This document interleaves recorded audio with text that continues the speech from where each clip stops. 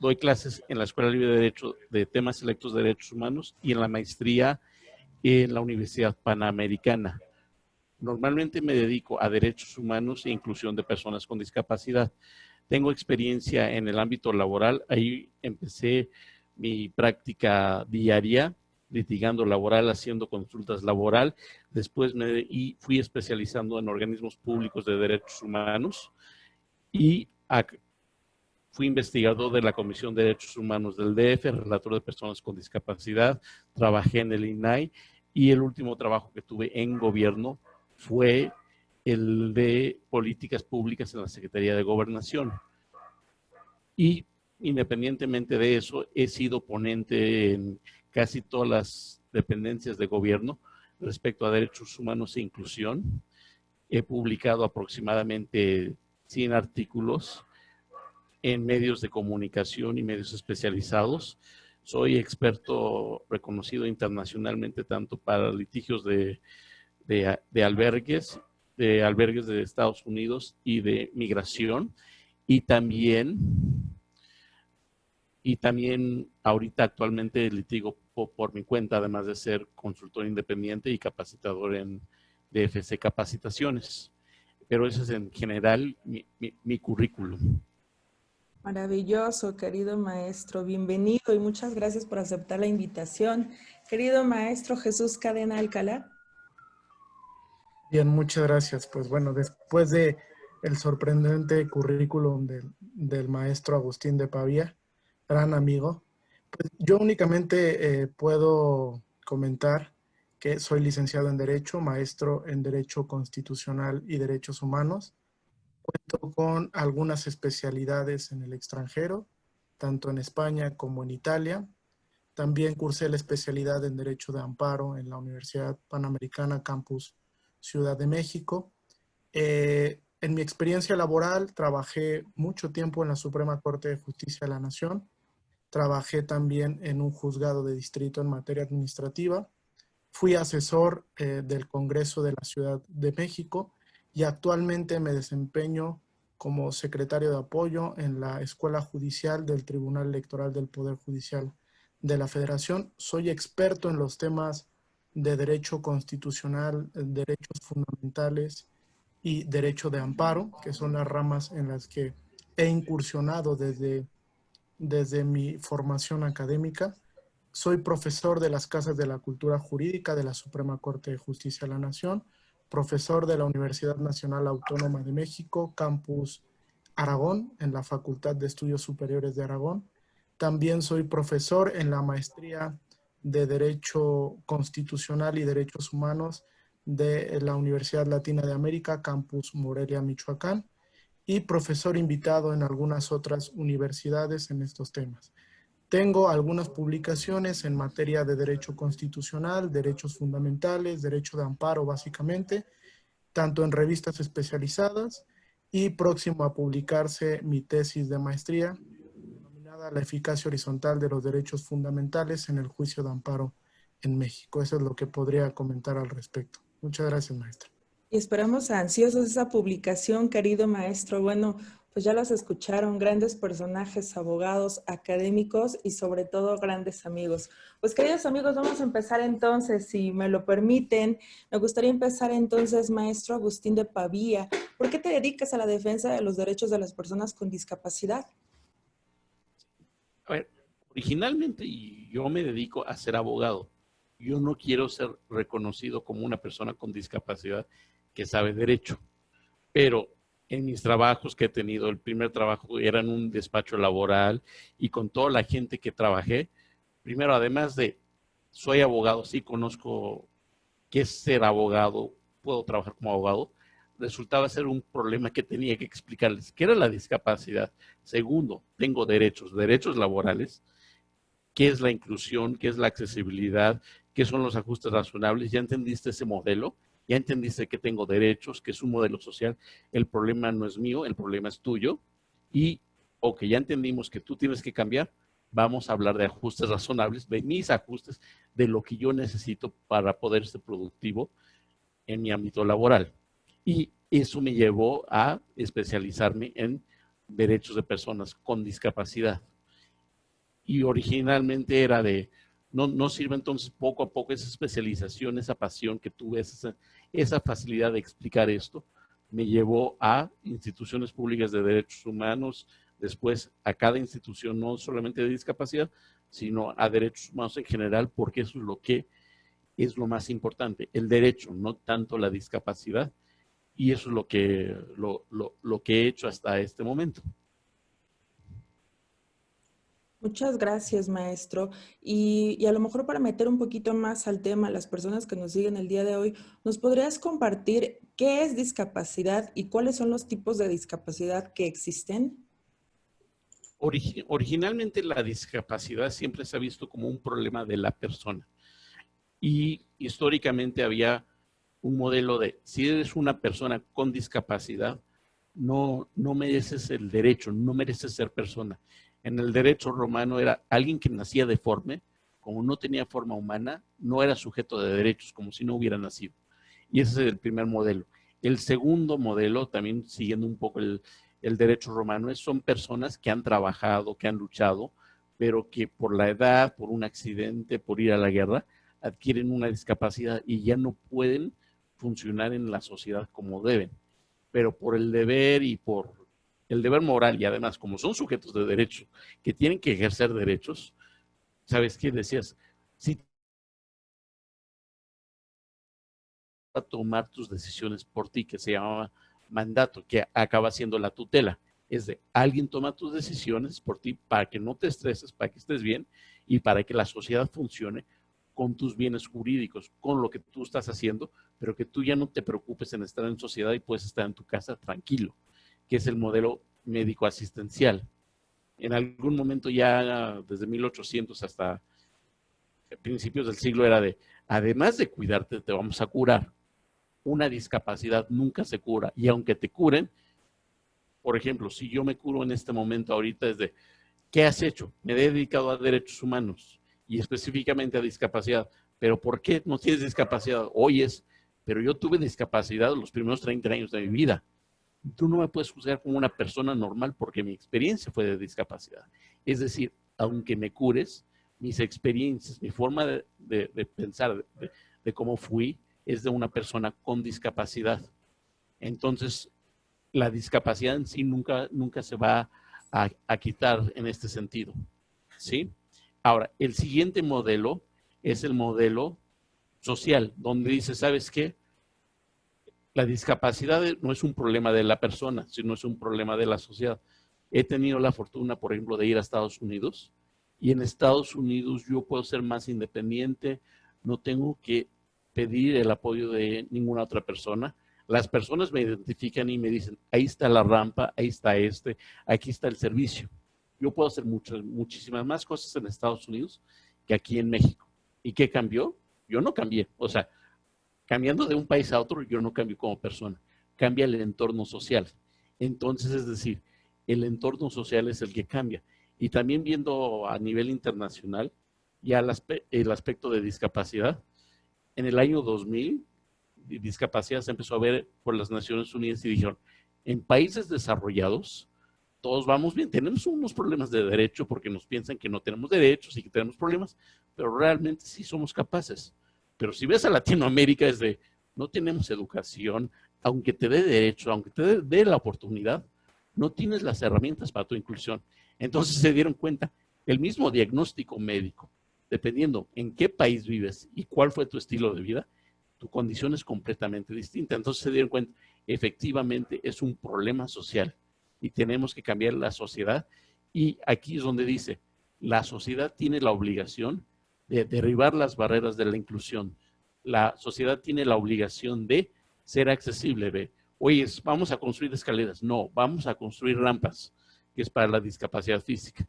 Y otro aspecto, las personas que tienen problemas intelectuales o problemas de comunicación, esas discapacidades más severas, que normalmente dicen, hay que cuidarlo y que se queden en casa, dicen, ¿sabes qué? A esas también tienes que encontrarle una manera de cómo hacerlo y de hacerlo de manera económica para que las personas con discapacidad no gastemos nuestros recursos en servicios de discapacidad. En mi caso, por mi trayectoria, Yo podría ser director de un propio despacho o de alto nivel, un director general, pero tanto por los servicios, el tiempo que requiere el cuidado de mi discapacidad y el costo de mi discapacidad, en tiempo ocupo la mitad de mi tiempo en mi discapacidad y en recursos tengo que ocupar la mitad de mis recursos para recuperar la mitad del tiempo. ¿Por qué? Porque tengo que caminar más rápido, tengo que utilizar servicios, tengo que utilizar terapias. Entonces, ese es el costo de la discapacidad. Y eso es lo que tenemos que decir. Hay que reducir los costos y hay que, por ejemplo, el costo de, yo uso un Uber, yo uso la tecnología para poder trabajar. El patrón, la sociedad, tiene que pagar esos costos para que yo no los tenga que pagar. Yo pagaría lo mínimo, pero yo no puedo asumir el costo de usar la tecnología para incluirme. Usar los Ubers o transportes especializados para poder trabajar. La sociedad lo tiene que hacer. Totalmente, muchas gracias, maestro. Y ya que lo tocas un poco, ¿cuáles son las obligaciones de los patrones, ya sea en iniciativa privada o en sector gobierno, en relación con el derecho a la inclusión de las personas con discapacidad? A ver, en principio las personas con discapacidad tenemos los mismos derechos y obligaciones. El problema que nosotros tenemos se llaman barreras. Y la obligación de personas, del patrón y de cualquier persona que está haciendo aquí es identificar las barreras y eliminar las barreras. Les pongo el ejemplo. Luis Díaz Mirón fue un profesor mío en la escuela. Fue mi primer trabajo, era laboralista. Él me trajo y dijo yo sé que puedes hacer las cosas y yo te conozco, yo sé tus barreras. Y él me trajo y dice, tienes estas barreras, te presto estos servicios, te doy transporte, te cambio el horario, te doy todos los apoyos que requieres. Sé que tienes terapia, tienes tiempo para la terapia. Él hizo todos los ajustes y él los hizo de motu propio, pero no por una obligación propia, porque en ese momento la ley federal y la convención no existía. Más bien, cuando empecé a trabajar con él, se generó esta convención y por eso lo estudié qué bueno que lo está haciendo, pero él lo está haciendo de buena voluntad. Claro, ¿cómo hago para que otros lo hagan y que me pueda defender? Entonces, la obligación en principio es que conozcas las discapacidades, las 4 discapacidades que pueden ser la física, la sensorial, la intelectual, la mental, la auditiva y la visual. Y tienes que saber, voy a tener un trabajador con esas discapacidades y no importa qué discapacidad. Si tengo un trabajador con discapacidad intelectual y él quiere tener un puesto de un director general, claro que en principio puede tenerlo, si cumple las características del trabajo. Pero yo tengo que saber cuáles son las demandas de trabajo. Tiene que tomar decisiones en tanto tiempo. Tiene que poderlo hacer de manera independiente. Que para una persona en general se presupone, pero como nunca se hacen esas pruebas para toda la gente, de repente te voy a hacer pruebas específicas a ti. Es discriminatorio. Lo que tendría que ser el patrón es hacer una prueba en general para todos y decir todos podemos y hacemos estas pruebas. Y cuando él ve las pruebas, ¿sabes qué? Yo no voy a poder hacer esa prueba, yo te hago este ajuste. Básicamente, tienes que saber cómo incluir, cómo ser accesible y después hacer ajustes razonables. Y muchísimos de los trabajos, desde que el puesto de trabajo no tiene una descripción de accesibilidad. La persona hace la accesibilidad como puede y sus ajustes, y él se la queda. Y de repente cuando dice, es que no pudiste ir al trabajo, oye, es que mi sistema de apoyo, mi sistema de accesibilidad, que es mío, falló. Y no es mi obligación, es tu obligación tenerla, pero como somos cuates, yo asumí, y después cuando dices, es que tú no cumpliste, te despido. No, más bien, yo tendría el derecho a pedir la discriminación, porque si yo estoy trabajando y tú no estás incluyendo, yo estoy asumiendo ese cargo. Y realmente ese es el problema y la obligación. El patrón tiene que hacer todos los cambios para incluir a la persona y saber cómo incluirla, y saber cuando ya no pueda incluirla, cuáles son los límites, porque también hay excesos. Claro. ¿Y nos podrías compartir algún ejemplo relevante en México de algún caso de discriminación cometida en un centro de trabajo? A ver, vamos a seguirlo un poquito con la narrativa, porque muchas veces la persona piensa, es que el abogado debe saber, y les voy a poner un ejemplo de un despacho de abogados que cometió un acto de discriminación en ámbito laboral. Igual como la circunstancia que les dije, en mi caso tuve un buen patrón que fue sensible a los ajustes, y desde que entré pudo hacer los ajustes. Es el caso de una abogada. Había una oferta de trabajo de una gran universidad, un gran despacho. Y decían, como eran incluyentes, decían, ¿incluyes a personas con discapacidad o con otras personas con discapacidad? Y el despacho dice, no. Y dijo, ¿por qué no? O sea, la terquedad de ser persona con discapacidad es de, claro que sí me puedes contratar. Se fue a la entrevista y efectivamente le dijeron que no. Llevó su caso ante daño moral, un juez civil, y el juez civil dijo, aquí no hay discriminación. Llevó su caso ante la Suprema Corte y la Suprema Corte dijo, aquí sí hay discriminación. Es uno de los primeros precedentes de que un patrón puede violar derechos humanos entre particulares desde la oferta, o sea, ni era trabajadora, pero desde el momento que hizo, este es el trabajo como me lo estás describiendo para una persona con discapacidad, era discriminación. Y realmente lo que hizo mal el patrón, el abogado, era de, yo necesito un litigante, un pasante. O sea, y un pasante que pueda subir escaleras y presentar escritos de término en 2 minutos. Una persona con discapacidad, por la naturaleza propia del entorno de justicia de los tribunales y el entorno de la condición propia de la discapacidad, obviamente el trabajo era de plano no acepto. Es decir, después de un análisis de ajuste razonable, se llegó a esta conclusión. No lo hizo. Entonces, cuando se demandó, dijo, yo tengo libertades de no. Tendría que haber hecho un argumento de ponderación y de ajuste razonable al puesto. Pero como no lo hizo, como no tenía un trabajador con discapacidad, ya después es desde, tú lo tienes que haber hecho, y eso es lo que dijo la Corte. Discriminaste por no tenerla. Y lo más peculiar es de la persona la abogada que fue a contratarse, era para un puesto concreto y no tenía la experiencia para ese puesto. Pero la Suprema dijo sí, ya sabemos que de hecho, aunque la hubiéramos hecho el ajuste, aunque la oferta hubiera hecho bien, no la podíamos haber contratado porque no cumplía las características objetivas.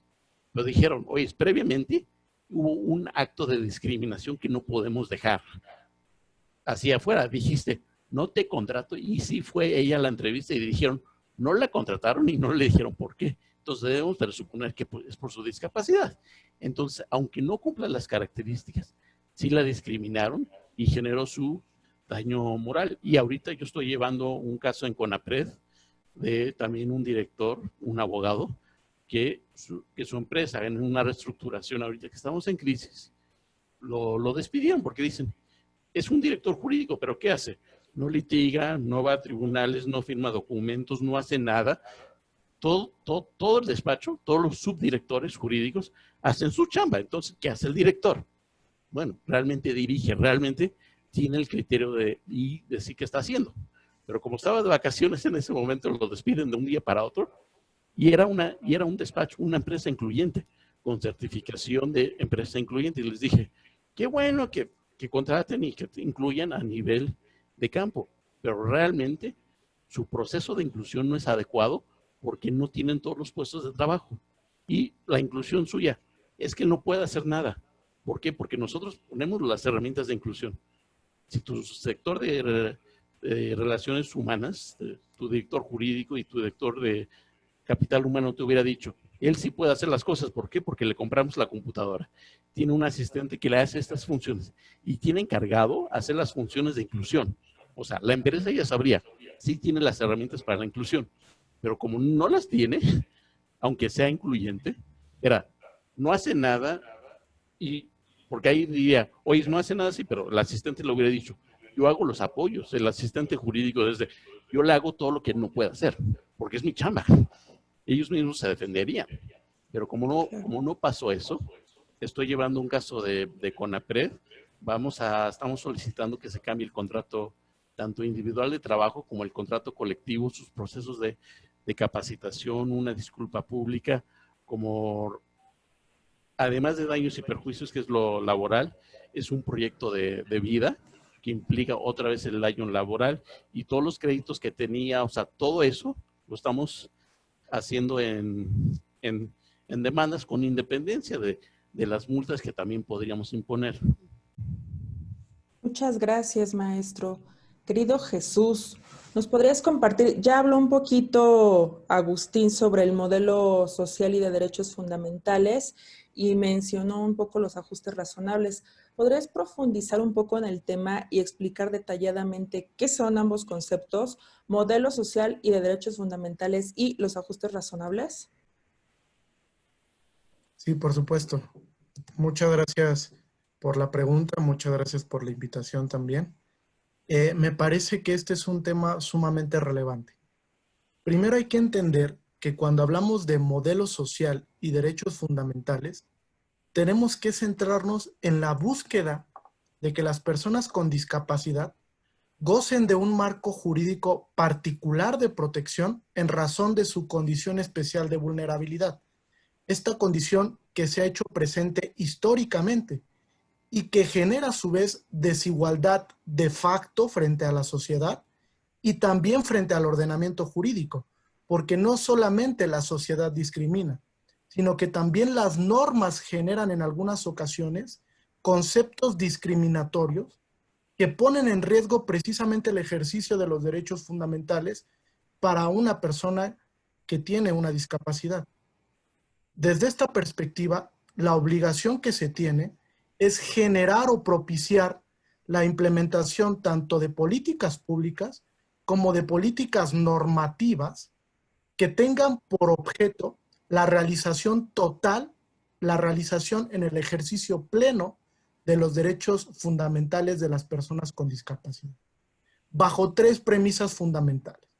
Primero, la persona con discapacidad es un sujeto de derechos, no es más un objeto, sino que al convertirse en un sujeto de derechos, debe de gozar en igualdad de circunstancias en el ejercicio de los derechos fundamentales y además de gozar de la implementación de medidas especiales que generen o propicien estas condiciones, es decir, tratos diferenciados que sean justificados para que las personas con discapacidad actúen como si no tuvieran o no contaran con esa discapacidad. Segundo, que este modelo social se centra en el principio de dignidad humana. Este principio de dignidad que lo que busca es, primero, que las personas con discapacidad puedan ejercitar sus derechos fundamentales de manera autónoma, totalmente, sin que otra persona actúe en su nombre, en su representación, o que inclusive actúe o tome decisiones por ellos. Que me parece que este es un punto esencial del que ha hablado últimamente la Suprema Corte de manera muy correcta y puntual.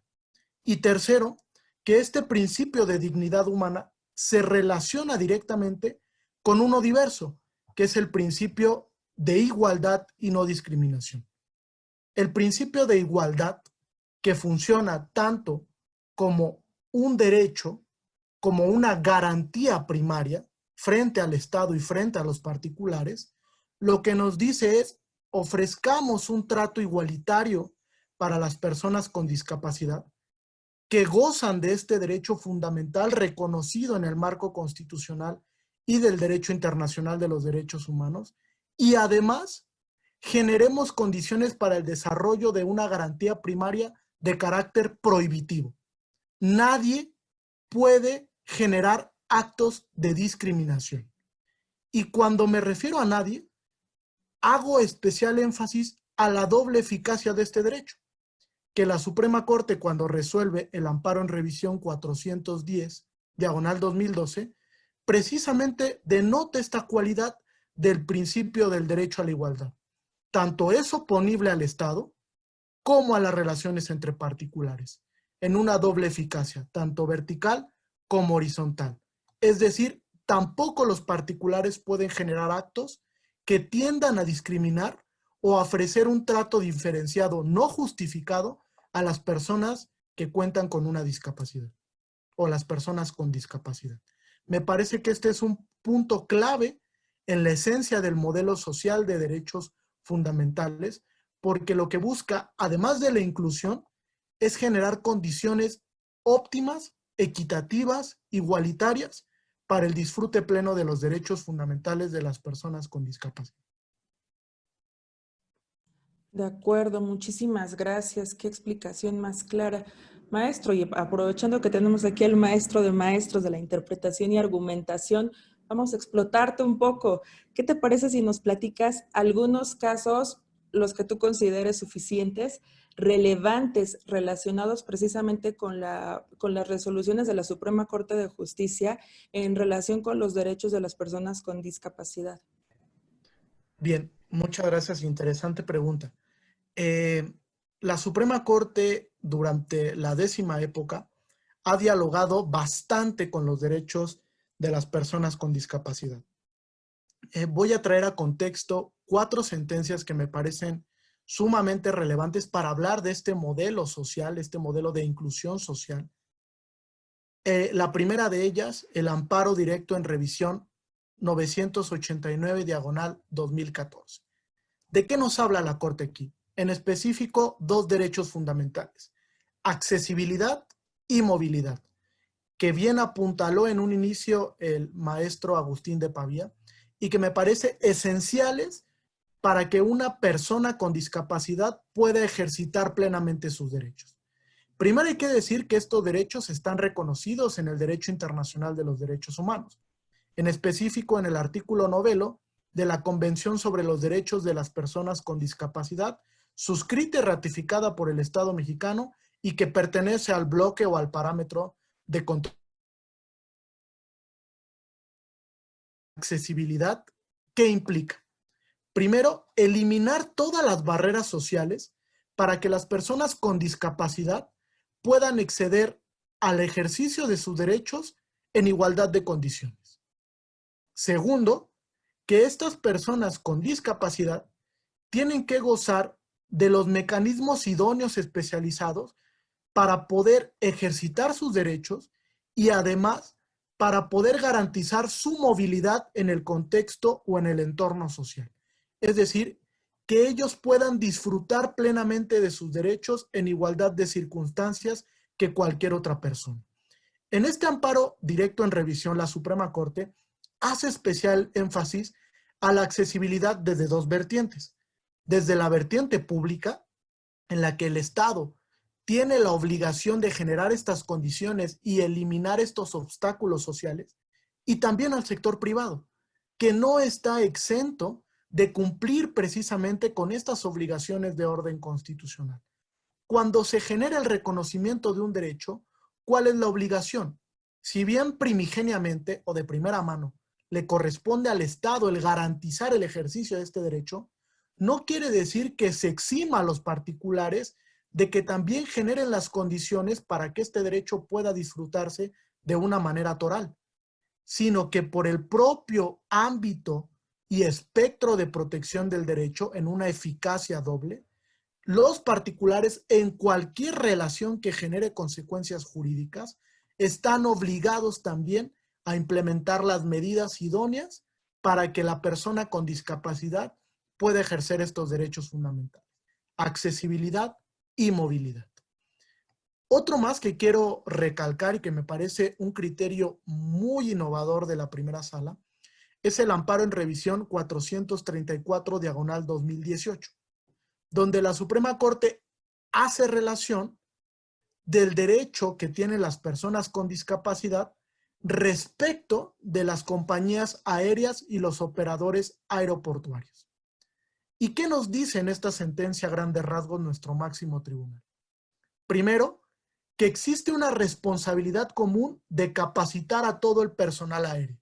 Es decir, las aerolíneas tienen que implementar de manera progresiva el que todo su personal esté realmente capacitado para poder atender en las mejores circunstancias a una persona que tiene una discapacidad.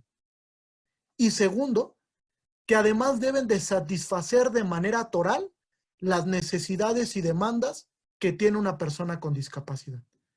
Inclusive la Corte nos dice que cuando una aerolínea, compañía aérea o un operador aeroportuario pierde uno de los instrumentos con los que una persona con discapacidad realiza el ejercicio de sus derechos, es decir, un instrumento indispensable para llevar a cabo su vida cotidiana, tiene una doble responsabilidad. ¿Por qué? Porque está limitando el ejercicio de ese derecho y además está provocando un menoscabo sumamente grave porque la persona depende de ese instrumento para poder llevar a cabo sus actividades de manera común. Entonces, aquí la Suprema Corte nos apuntala la clara responsabilidad de eficacia horizontal de los derechos de las personas con discapacidad. Es decir, en el ámbito privado deben de existir todas las condiciones para que las personas con discapacidad logren un acceso integral, efectivo y eficiente de sus derechos fundamentales. Otro más, que me parece sumamente relevante por el impacto que tiene en el modelo de regulación educativa que tenemos en el sistema jurídico mexicano, es el amparo en revisión 714/2017, donde la Suprema Corte analiza un caso respecto de las personas con espectro autista y el modelo de enseñanza inclusiva e integrador. ¿A qué nos referimos con esto? El sistema regular de educación, es decir, en el que participamos cada uno de nosotros, además de lograr la integración de las personas con discapacidad, tiene que lograr su inclusión. Dos conceptos que de manera muy cotidiana se confunden. Cuando hablamos de integración, hablamos de adoptar las medidas para que la persona con discapacidad logre ingresar al sistema educativo, como si fuera una persona que no contara con esa discapacidad. Y segundo, que el modelo de inclusión presupone el lograr estructuras, estrategias, políticas para que esa persona con discapacidad logre un entorno educativo inclusivo. Es decir, que realmente pueda ir a la escuela a aprender. Recordando que las personas con espectro autista tienen una deficiencia o sufren de una afectación de tipo neurológica que les impide una interacción social total o que en muchas ocasiones representa, digamos, barreras para la comunicación social y para el aprendizaje. Le cuesta mayor trabajo el poder comunicarse, el poder percibir o recepcionar los conceptos que comúnmente integran un sistema educativo y que además le cuesta mucho mayor trabajo el lograr, digamos, perfeccionar sus habilidades, que es algo que va a ir logrando a partir de diferentes terapias, tanto físicas como terapias educativas o de inclusión y terapias de diversa índole o naturaleza. Aquí la Suprema Corte aborda un concepto que se recoge de la Corte Suprema de Estados Unidos en el caso Brown versus Board of Education of Topeka, la segregación. La Corte menciona que en el sistema educativo mexicano se prohíbe la segregación de las personas con discapacidad, siendo tajante, puntual en este comentario. En la inteligencia de que las escuelas deben de optar por una orientación inclusiva que representa la medida más eficaz para poder combatir actitudes discriminatorias, tanto del personal que integra el sistema educativo como del alumnado y el profesorado. No deben de generar segregación de las personas con discapacidad.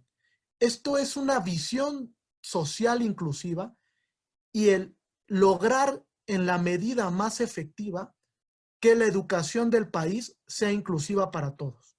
Es decir, que logremos un sistema educativo integral que llegue a todas las personas sin generar ningún tipo de trato diferenciado no justificado. Esta sentencia de la segunda sala representa un hito para el sistema educativo, porque obliga a la implementación de nuevas medidas, no solo a través de políticas públicas, sino a través de la labor del legislador democrático, que debe de buscar con políticas normativas materializar este derecho.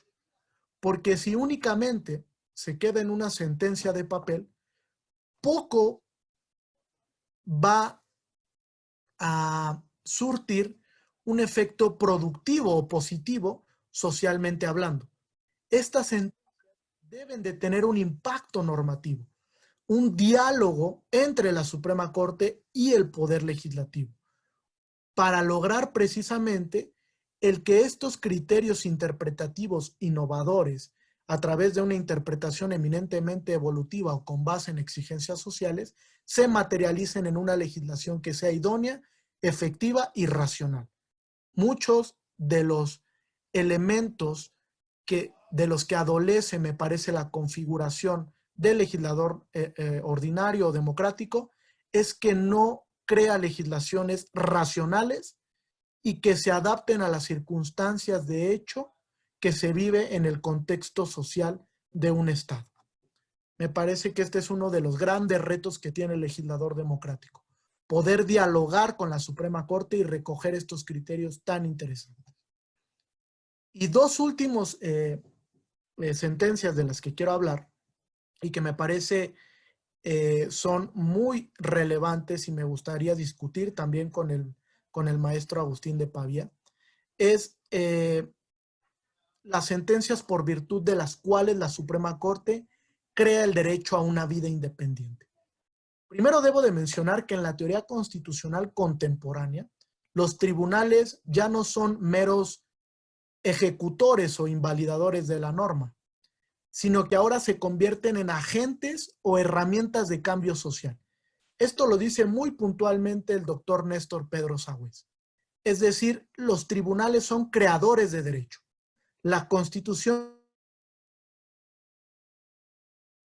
nutre tanto del derecho internacional de los derechos humanos como de las interpretaciones que crean o que realizan los tribunales y a partir de las cuales pueden crear nuevos derechos que se incorporan implícitamente a la Constitución. Esta teoría, la teoría de los derechos no enumerados o de los derechos implícitos, de los nuevos derechos, trae consigo la evolución constitucional. Es decir, el tiempo es una herramienta que sirve como vínculo indisoluble para que la Constitución se vaya actualizando, en una relación que llama el profesor Peter Haberle tiempo-constitución. Es el tiempo el que le va diciendo a la Constitución hacia dónde tiene que ir.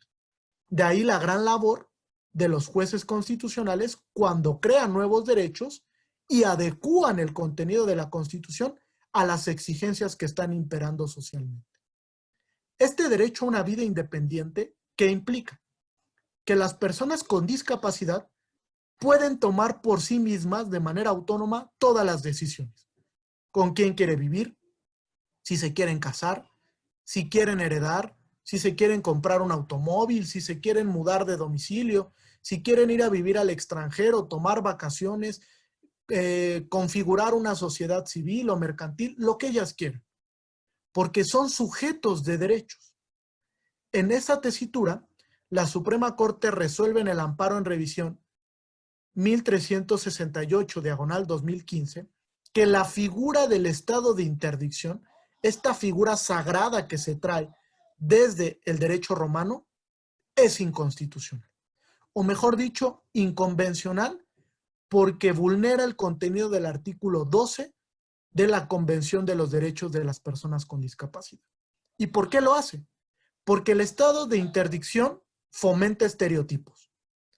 Porque el estado de interdicción veda, restringe totalmente la capacidad jurídica de las personas con discapacidad. Porque el estado de interdicción, además, genera un trato discriminatorio no susceptible de interpretación conforme. Recordando que la propia Suprema Corte ha dicho que las normas discriminatorias no gozan del principio de presunción de constitucionalidad y por ende no son susceptibles de armonizarse. El derecho a una vida independiente lo que busca es el reconocimiento de la capacidad jurídica de la persona con discapacidad sobre el hecho de que esta persona pueda decidir cualquier situación que genere una consecuencia de facto o de jure en su esfera jurídica. Es decir, que sea capaz él, de manera autónoma, de tomar sus propias decisiones. Aquí la Suprema Corte hace una diferencia entre capacidad intelectual y capacidad jurídica. que son dos cuestiones totalmente diferentes. Y llega a la conclusión de que una persona que tiene una discapacidad mental o intelectual no debe de perder su capacidad jurídica, sino que se deben de implementar las medidas de apoyo y salvaguardias para que logre el efectivo ejercicio de sus derechos. Y estas medidas de apoyo, ¿qué son? Un sistema en el que el órgano jurisdiccional, en el caso en concreto, debe de verificar cuál es la mejor manera en que esta persona puede realizar sus derechos, materialmente hablando. Si se puede contar con una persona de su confianza, si requiere un apoyo médico, si requiere a lo mejor de una terapia, si requiere de una comunicación diferente, o si requiere de una interacción social con el juez de manera, digamos, distinta a como cotidianamente lo realiza. Esto fomenta, obviamente, el que los organismos públicos, los poderes del Estado, se enfrenten a un nuevo reto. El poder establecer cómo se reconoce la capacidad jurídica de las personas con discapacidad a través de una figura diferente al estado de interdicción. Es decir, eliminar de todos los códigos estatales la figura del estado de interdicción y sustituirla por este sistema de apoyos y salvaguardias que sí es compatible con el artículo 12 de la Convención de los Derechos de las Personas con Discapacidad. Me parece que es un avance sumamente notable y que, digamos, fomenta el precedente que la Suprema Corte ha venido construyendo, sobre todo en la 10ª época, de aquellas normas que generan estereotipos sociales o que son normas discriminatorias, que incluso pareciendo neutras, generan un trato no justificado que no es susceptible de armonización. Aquí la Corte declara la inconstitucionalidad de dos preceptos, el artículo 23 y el artículo 450, fracción segunda, ambos del actual vigente Código Civil para el Distrito Federal, aplicable en la Ciudad de México. Y finalmente, un criterio que se relaciona con este, pero que guarda una distinción en razón de que habla de la función notarial. Aquí lanzaría yo una pregunta que es interesante. ¿Una persona con discapacidad puede acudir a un notario para celebrar cualquier tipo de acto o hecho jurídico, aunque tenga una discapacidad intelectual, por ejemplo, o aunque tenga reconocido previamente un estado de interdicción? ¿Cómo debe de actuar el notario en estos casos? ¿Cuál es la función para que el notario se acerque al modelo social de derecho? En el amparo en revisión 702/2018, la Suprema Corte resuelve esto y nos dice, primero, la función notarial debe de apreciarse desde la perspectiva social y de derechos fundamentales. Es decir, garantizar que las personas con discapacidad puedan celebrar cualquier tipo de acto o hecho jurídico ante notario público. Y segundo, que la incapacidad legal no debe de ser un obstáculo para que el notario no realice un ejercicio de comprensión de la voluntad de la persona con discapacidad. ¿Qué quiero decir con esto? Que a pesar de que una persona con discapacidad tenga dictado por autoridad jurisdiccional un estado de interdicción, no debe de ser per se un obstáculo para que pueda acudir a la instancia notarial y celebrar un acto o un hecho como una constitución de una sociedad, el realizar su testamento, un contrato de compraventa, un contrato de arrendamiento, un acta notarial de fe de hechos, un requerimiento de pago, entre otras cuestiones. Es decir, el notario tiene un reto en el que, a pesar de que una persona pueda tener una incapacidad de tipo legal, debe de implementar todas las medidas idóneas para lograr comprender el significado de la voluntad que quiere expresar con la celebración de ese hecho o ese acto. Esto lo dice la Suprema Corte y reitera la inconstitucionalidad del estado de interdicción, además de que establece la inconstitucionalidad de los artículos 102 y 105 de la Ley del Notariado, que precisamente establecen que para la celebración de un acto o un hecho tiene que mediar primero una capacidad legal. Si la persona tiene declarada una incapacidad legal por estado de interdicción, no puede celebrar este hecho o este acto. Esto debe de volverse a razonar, debe de revolucionar el pensar del notario, la actuación de la función notarial. Y me parece que es muy importante porque el notario debe de comprender que el régimen de actuación de la función notarial no solamente es la ley del notariado a nivel local, de cualquier entidad, sino que ahora el bloque de constitucionalidad debe de allegarse o debe de formar parte de todo ese material jurídico por virtud del cual el notario ejerce su función y que no debe de ser ajeno a estas circunstancias de modelo social y de derechos fundamentales. Tan es así que la Suprema Corte le dice al notario, en lugar de aplicar la ley del notariado, realiza una interpretación sistemática a la luz del artículo 12 de la Convención de los Derechos de las Personas con Discapacidad.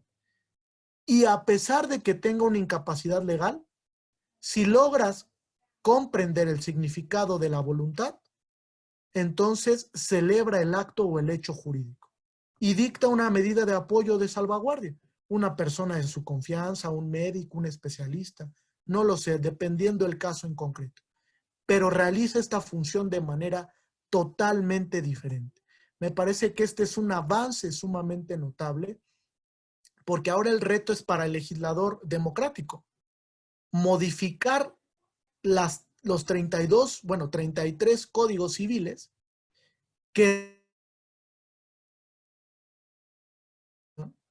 y eliminarlo totalmente para sustituirlo por un sistema de apoyos y salvaguardias.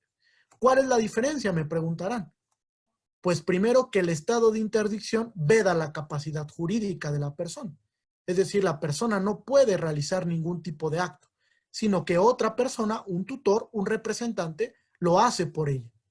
El sistema de apoyos y salvaguardias que busca reconocer el derecho a una vida independiente, que la persona pueda tomar de manera autónoma sus decisiones y además que no se vede esta capacidad y personalidad jurídica.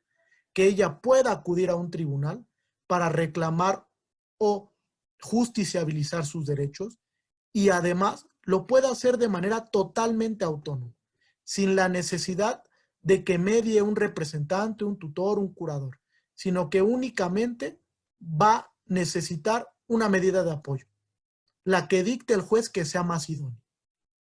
Y con esto concluyo, en el que la Suprema Corte le dice al notario, si no logras comprender el sentido del hecho, la voluntad de la persona, entonces remítelo a la autoridad jurisdiccional competente para que dicte la medida de apoyo y salvaguardia y después pueda celebrar el hecho o el acto jurídico. Este caso aconteció derivado de la solicitud de una persona para configurar, confeccionar una sociedad civil. Derivado de esta petición en sede notarial, el notario público se percata que tiene declarada esta incapacidad legal. Y por virtud de la misma, en aplicación del artículo 105, únicamente le dice, no puedo. No puedo celebrarte el acto jurídico de la constitución de la sociedad civil porque tú tienes dictado un estado de interdicción. Es decir, no gozas de capacidad legal. Acude al juicio de amparo, llega hasta la Suprema Corte y la Suprema Corte lo que hace únicamente es decirle al notario, no tuviste por qué no haber escuchado a la persona. Si logras realmente comprender su voluntad, aunque tenga dictado ese estado de interdicción, puede celebrar el acto jurídico. Me parece que es un cambio de chip impresionante, porque el abogado está acostumbrado a lo primero que hace o que recomienda cuando le llega un asunto en el que una persona le dice es que yo tengo una persona con una discapacidad mental. ¿Qué es lo primero que piensa el abogado común y corriente? Estado de interdicción. Vamos a un estado de interdicción para que esta persona tenga un tutor, un representante que tome por él sus decisiones. Y me parece que este chip debe de cambiar. Porque ahora sí lo puedo decir tajantemente. Y lo había dicho antes de que la Suprema Corte declarara la inconstitucionalidad del estado de interdicción. Estas figuras del derecho romano, que estamos tan familiarizadas con ellos por la propia tradición jurídica del sistema jurídico normativo mexicano, deben de desaparecer.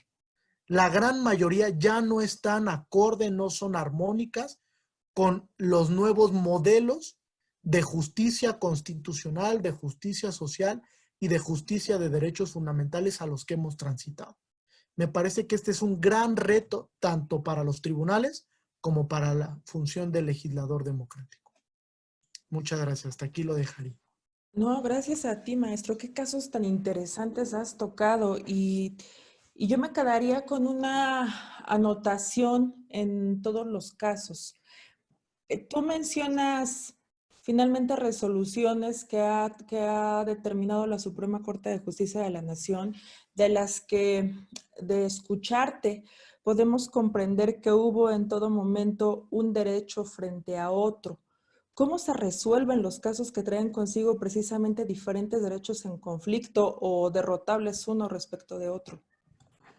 Bien, qué interesante pregunta. Y aquí me acercaría a la teoría del profesor Neil McCormick. El profesor McCormick nos dice que cuando hay un conflicto entre derechos, el juez tiene que acercarse a una interpretación consecuencialista y principialista. Primero, porque el caso amerita un estudio diferente. Es un caso difícil de los que menciona el profesor McCormick. Y cuando tenemos un caso difícil, digamos que las herramientas tradicionales para solventar o solucionar los casos entre normas, que sería una aplicación subsuntiva, no nos da para resolver estos casos entre principios, sino que ahora debemos de acercarnos a herramientas contemporáneas como la ponderación, como la proporcionalidad, como el test de igualdad y no discriminación, para poder resolver estos casos. Y eminentemente que cuando hay un conflicto o colisión entre principios, a la luz de la construcción que hizo el profesor Robert Alexy, tiene que aplicarse la ponderación a través de la ley de la colisión. Cuando entran en conflicto en un caso en concreto dos principios o dos derechos, se debe de garantizar el disfrute del otro, del disfrute de uno, por el desplazamiento del otro. Es decir, uno de los dos debe de ceder para poder concretizarlo, dice el profesor Guastini, en un caso en concreto y generar una regla no escrita. Entonces, la ponderación es el método idóneo, hasta ahora, contemporáneo, para poder resolver conflictos o tensiones entre derechos fundamentales o principios de la misma jerarquía normativa. No en vano anunciaba yo que estábamos con el maestro de la interpretación y la argumentación. Muchas gracias, maestro Cadena. Y para concluir esta breve entrevista, porque ya me están correteando como siempre con los tiempos y con toda la gente que nos está siguiendo y que quiere ya también plantear las propias. Maestro de Pavía, para trámites, por ejemplo, de placas, pensiones o incentivos laborales, ¿cómo se prueba la discapacidad? Precisamente es lo que el maestro Jesús estaba diciendo. Cuando voy con una autoridad, ¿cómo pruebo la discapacidad? Y normalmente era con un certificado médico y el médico te va a decir cuál es tu diagnóstico y cuál es tu tratamiento médico. Para efectos sociales eso no sirve. ¿Por qué? Porque mi mismo diagnóstico puede ser aplicable a alguien en una silla de ruedas que no se mueve o alguien para mí. Entonces no sirve nada ese diagnóstico médico. Lo que ve la Ley General de Personas con Discapacidad era un certificado médico vinculado a una credencial que ya te podía decir qué servicios requieres, qué apoyos requieres, qué barreras tienes y cómo resolverla. Eso tiene 10 años, pero nunca se emitió. Se acaba de reformar la ley para obligar que efectivamente se dijera ya a la Secretaría de Salud que emitiera un certificado aplicable a todos los momentos, pero la Secretaría de Salud no lo ha publicado y tuvimos que ir al amparo. Les comento, yo fui al amparo porque es contra mi dignidad de tengo discapacidad y para exhibirla me tienen que saber qué exactamente no tengo, cuáles son todos mis problemas médicos. Es una cuestión muy íntima, un certificado médico. Yo nada más quiero decirle, oye, tengo una discapacidad física. ¿Qué requiero? De las 5 discapacidades, ¿qué es lo que requiero? Apoyo humano, asistencia humana. Necesito más tiempo, por eso requiero asistencia. Y por eso nos fuimos al amparo, precisamente para no tener que probar la discapacidad como problema mío, sino más bien, sí, ya sé que tengo problemas, pero ¿cuáles son las barreras sociales que tú tienes que eliminar para que cuando una persona llegue con ese aspecto, saber qué barreras eliminar? Cuando llegues con un patrón, sepa exactamente, ¿sabes qué? Tienes estas barreras, yo ya sé cómo hacer los ajustes en principio. Después hablamos y hacemos ajustes a tu caso concreto sobre la marcha, pero yo ya sé cómo. Y además, este registro tiene un efecto que tiene un registro nacional y podemos tener una política de saber cuántas personas en sillas de ruedas tenemos, con qué tipo de lesión. Entonces sabemos cómo hacer las rampas. Sabemos cuántas personas con discapacidad intelectual, qué grados educativos tienen y qué habilidades requieren. Entonces, para poder hacer en un ámbito laboral, oye, ¿qué requiero para que una persona pueda trabajar en mi empresa y cuántas personas pueden llegar a requerir esto? Esto es para saber los costos y beneficios, porque si es una sola persona, te voy a decir, ¿sabes qué? No es razonable cambiar todo mi entorno laboral para ese efecto. Y por eso es importante este amparo que hemos tenido, lo hemos ganado y lo vamos a llevar a la Suprema Corte, porque efectivamente están diciendo ahorita de, qué bueno que ganaste, pero ¿cómo se cumple? Es de, a ver, espérate. Si ya estamos para ver cómo se cumple, tu juez, tu autoridad no lo puedes hacer, ya lo tiene que hacer la Suprema Corte, porque es un juego de derechos. Maravilloso, maestro. Yo en realidad con esta pregunta iba rumbo a presumir el asunto, mejorar por mucho la calidad de vida de las personas con discapacidad. Pues de mi parte no es todo, honestamente yo tengo muchísimo más que preguntarles. Por cierto, les anticipo a todas las personas que nos acompañan en este momento que tenemos 2 cursos extraordinarios programados con nuestros queridos profesores de hoy, los maestros de Pavía y Cadena Alcalá. Muchísimas gracias a todas las personas que nos han seguido esta noche. Ha sido un placer contar con la presencia de los queridos maestros de Pavía y Cadena. Verdaderamente, como ustedes ya saben, como todos los que les conocen y les siguen, son extraordinarios profesores, grandes expertos que pueden hablarnos de este y casi de cualquier tema. Entonces, los invito nuevamente a aprovechar sus cursos.